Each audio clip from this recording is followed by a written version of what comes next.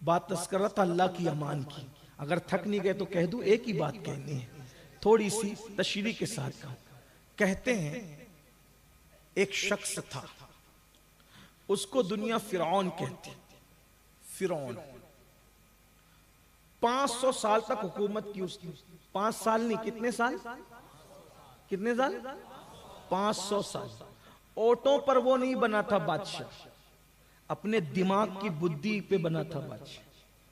और 500 साल में उसको कभी सर में दर्द भी नहीं हुआ। वो कोई मास्क लगाकर कोरोना के खौफ से फिरने वाला बंदा नहीं था, यानी कि वो बेखौफ आदमी था। 500 साल का बादशाह किसको कहते हैं? उसको फिरौन कहते हैं। बादशाहत मिली, इक्तिदार मिला तो घमंडी हो गया।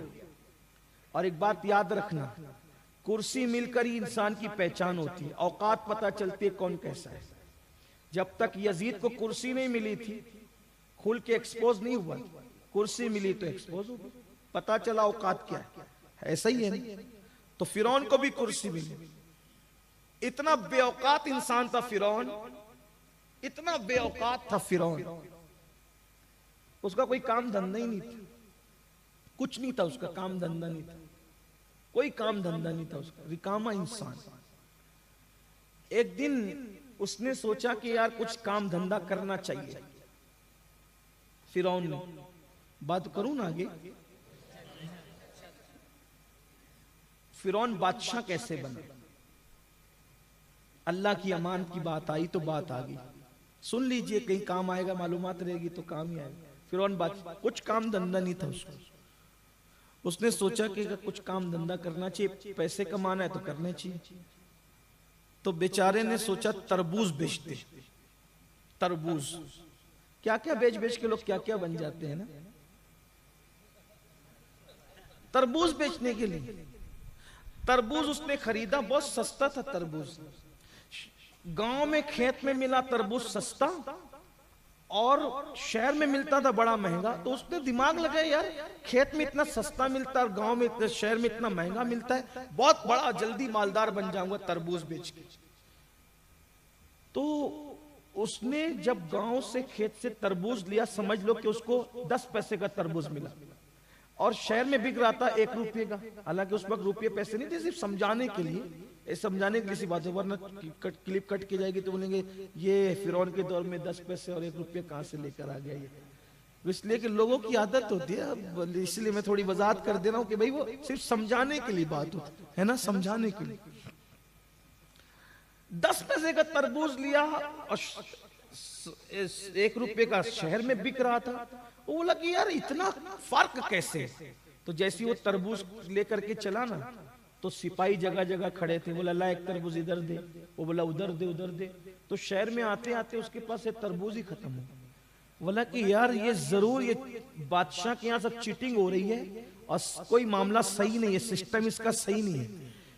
तो उसने समझ गया कि भाई इतना सब रिश्वत जा रही है तो इसलिए इतना महंगा हो रहा है। तो ये चला गया कब्रिस्तान में, और कब्रिस्तान में बैठ करके इसने क्या किया, एक मुर्दे पे इतना टैक्स, खुद ही टैक्स वसूल करने लगे। ये होते हैं ऐसे लोग, इनकी औकात इक्तिदार पे पता चलती है।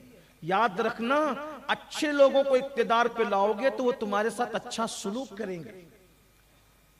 इसीलिए सहाबा ने हमेशा अच्छे लोगों को इक्तिदार पे लाया, तो सहाबा को कोई तकलीफ नहीं हुई। इक्तिदार पे लाया सिद्दीक अकबर को, खुद भूखे रह के दूसरों को खिलाया। इक्तिदार पे लाया फारूक आजम को, खुद भूखे रह के दूसरों को खिलाया।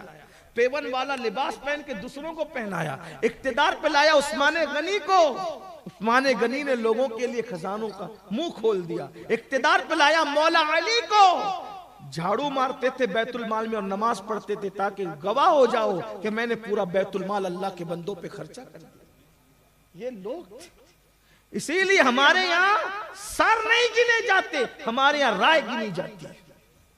ये बात याद रखना। तो बहरहाल वो बैठ गया, बहुत तब दूर चली गई बात, मैं इसको शॉर्ट कर देता हूं। मुर्दों पे टैक्स लेने लगा।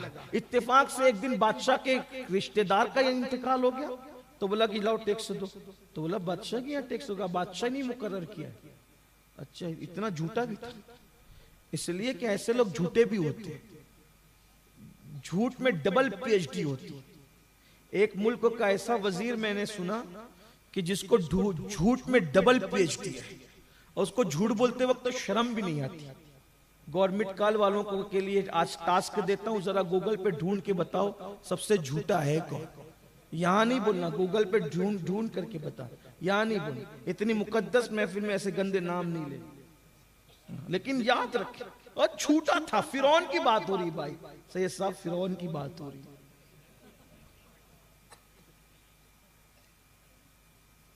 बोला कि मुझे बादशाह ने बिठाया। अच्छा, बादशाह ने बिठाया, ये तो बादशाह के खानदान का आदमी मरा, पकड़ो इसको। अब पकड़ लिया गया तो देखो झूठ से बचा कैसे। झूठा झूठ होता है। बोला कि बादशाह के पास जब जाना था तो उसके वजीर के पास लेके बोले ये मुर्दों पे पैसा कमा रहा, मुर्दों पे टैक्स लगा रहा, मुर्दों पे पैसा कमा रहा। अच्छा, बेगैरत आदमी किसी पे भी कमा सकता है, मुर्दों पे भी कमा रहा था। लोगों ने कोरोना में नहीं कमाया मुर्दों पे पैसे, कमाया मुर्दों पे कमाया। लोगों की लोग कमाने पर आए कफन बेच के, कफन चोर हैं लोग आजकल। मैं तो बचपने से तकरीरों में ये कहता आया हूं, शायद आज कफन चोरी का गुनाह खत्म हो गया, लेकिन कोरोना में पता चला कि लोग आज भी कफन चोर, कफन चोर, पानी चोर, दवा चोर, किडनी चोर, दिल चोर। क्या चोरी है? सारे चोरों को पीछे कर, हंसने की बात नहीं। किस दौर में जी रहे हो कि लोग अब भी कफन चुरा रहे, अब भी पानी चुरा रहे। मैं जब गया कोविड के मौके पर कुछ मरीजों को देखने के लिए, तो मुझे वहां लोगों ने बताया पानी नहीं है सही है।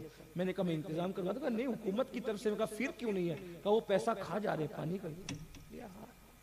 ये हाल है कौम का। जो कौम से दीन जाता है, जिस कौम से आखिरत की फिक्र जाती है, वो कौम कुछ भी चोरी कर सकती। कहां है लोग? दीन ही है जो आपको बचा सकता है हर गुनाह से, हर करप्शन से। दीन ही बचा सकता है, लेकिन दीन भी हमारे दरमियान कहां रहा? मताए दीन और दानिश लुट गई अल्लाह वालों की, ये किस काफिर अदा का गमज़े खूरेज़ ऐसा की। मगर हम मायूस नहीं, इकबाल कहते नहीं मायूस इकबाल, अपनी किश्ते वीरा से जरा नम हो तो ये मट्टी बड़ी जरखेज ऐसा। इनकलाब आएगा, आंखों से आंसू बरसाओ, दीन की तरफ आओ, शरीयत की तरफ आओ, खुदा की तरफ रुजू करो, अल्लाह के कुरान की तरफ रुजू करो। इनकलाब जरूर आएगा और हम ही में से आएगा इंशाअल्लाह। तो उसको पकड़ कर ले गए तो बोला कि मैं तो कोई टैक्स वैक्स कमाना नहीं था, इसलिए मैंने ये सारे सब कुछ किया कि मुझे किसी तरह बादशाह से मुलाकात हो, मुलाकात करा दो। बादशाह से मुलाकात हो गई। इतनी चर्ब ज़बान था कि बादशाह उससे मुतासिर होकर उसको अपने नौकर रख लिया। नौकरी के बाद वजीर बन गया, वजीर बनने के बाद बादशाह मर गया तो ये बादशाह बन गया। अब बादशाह बनाना बेच खोच करके औकात भूल गया, खुदा होने का ऐलान कर दिया। अना रब्बुकुमुल आला कहता था कि मैं सबसे बड़ा रब हूं, ये बात कहता था। बहरहाल इतना जुल्म किया उसने, बनी इसराइल के बेटों को काटा, बेटियों को बचाया, सब कुछ किया। अल्लाह के यहां जुल्म की ज्यादा उम्र नहीं है।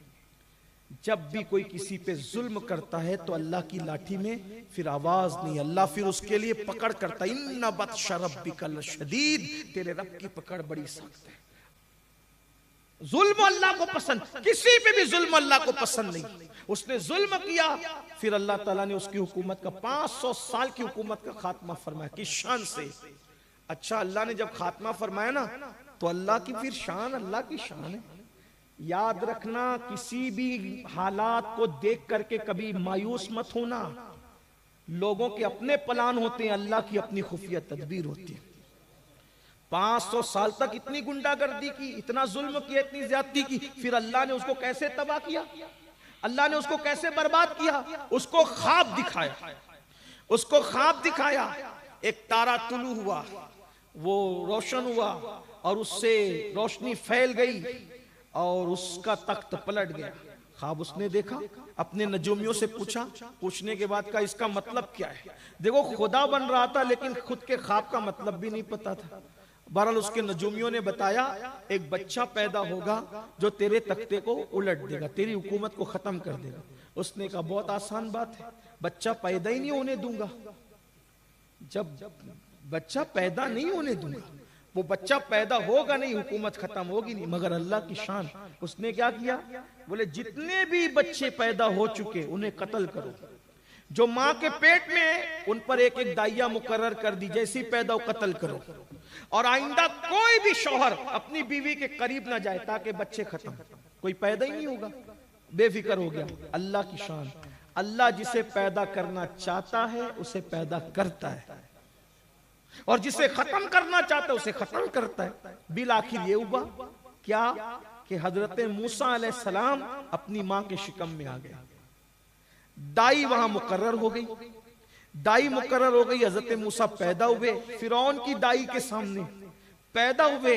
दाई ने सूरत और शक्ल देखी, मूसा बहुत खूबसूरत थे अलैहिस्सलाम, बहुत खूबसूरत थे। दाई ने बकरी का बच्चा ज़बा किया, हांडी में डाला, फिरौन के महल में पहुंचा दिया। बच्चा पैदा हुआ था, कत्ल कर दिया और हजरत मूसा को सलामत रखा। बहन ने कहा, हजरत मूसा अलैहिस्सलाम की बहन ने कहा, अम्मी दाई बेचारी ने बहुत बड़ा काम किया, उसके दिल में मूसा का प्यार आ गया।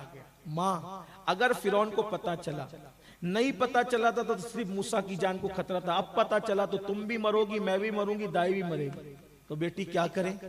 बोले अम्मा अगर जान बचाना है तो हमारे इस भाई को आपको दरिया में डाल देना।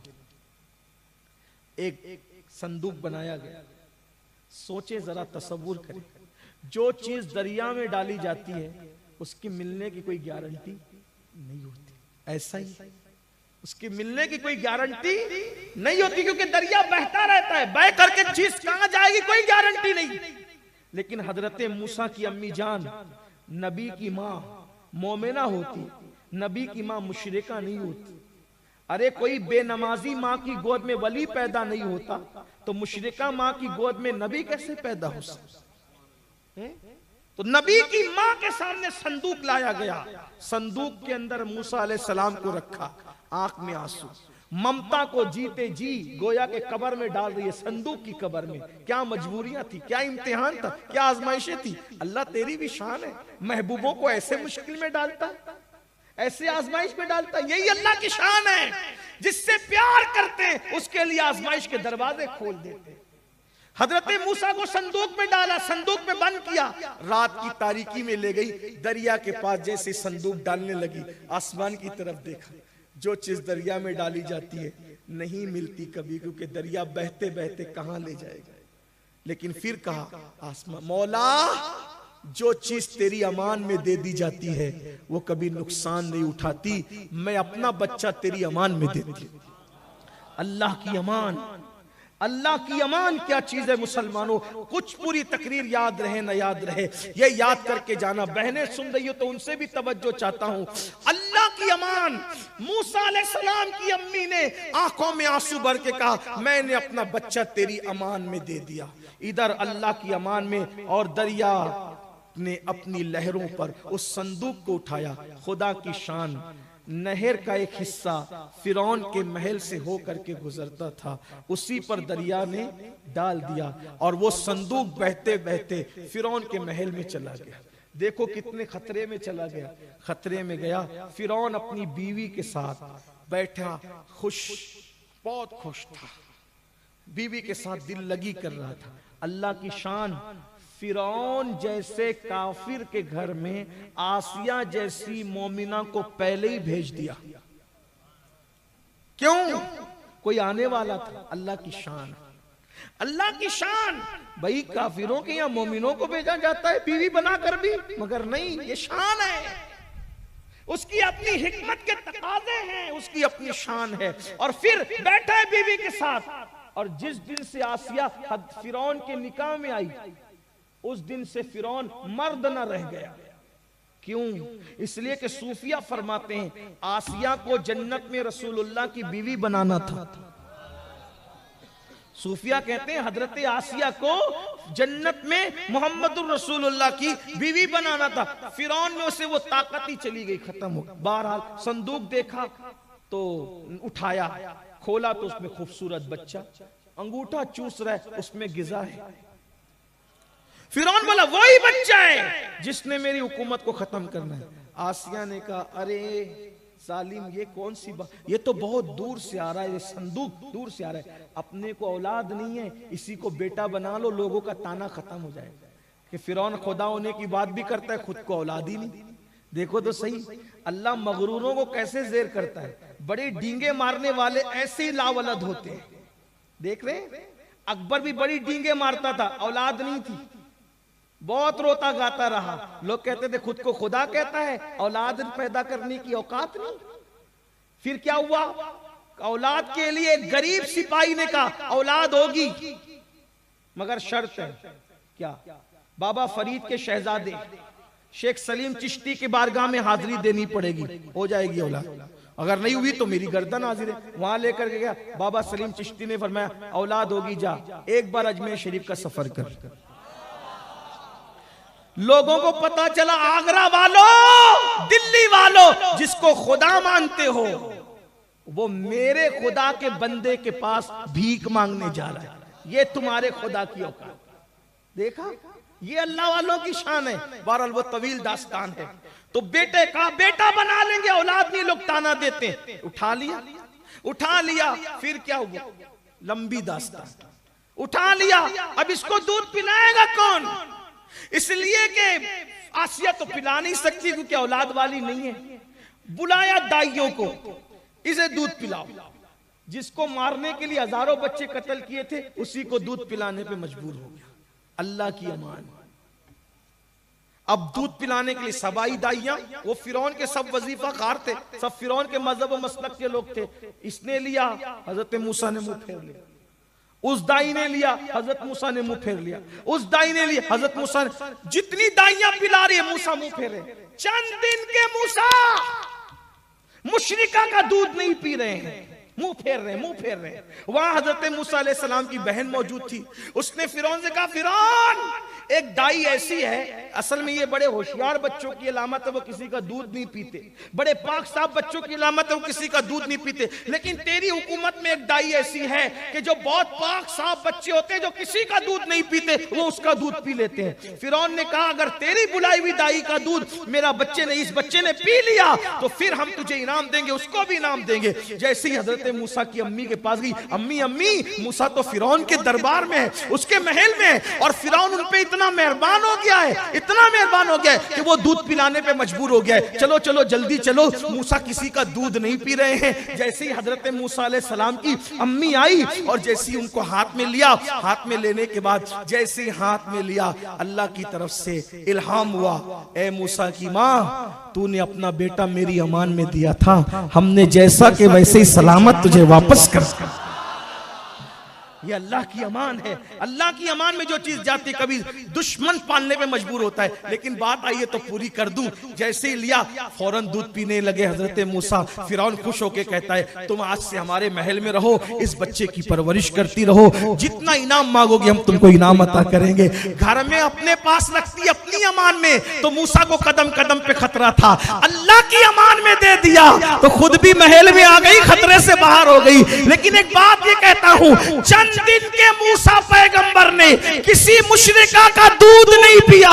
मतलब नबी को गोद में भी ये पता होता है कि मोमिन कौन है, मुशरिका कौन है। जब मूसा जैसा नबी मुशरिका का दूध नहीं पी सकते, तो जाने मूसा किसी मुशरिका के पेट में 9 महीने कैसे रह सकते हैं।